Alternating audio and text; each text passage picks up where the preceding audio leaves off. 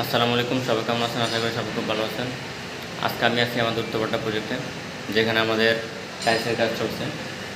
এখানে ফ্লোর এবং ওয়ালের টাইলস প্রায় 80% মতো আমাদের কাজ কমপ্লিট। সো চলুন আজকে আমি আপনাদেরকে ঘুরে দেখাই। এই যে দেখতে পাচ্ছেন, এখানে এখন স্কেটিংয়ের কাজ চলছে আমাদের।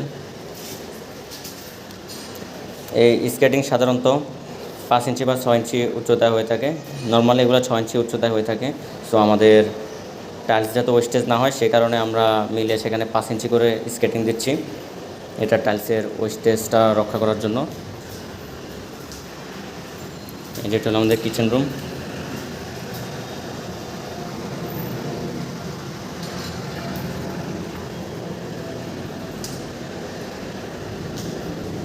এটা হলো আমাদের বারান্দা।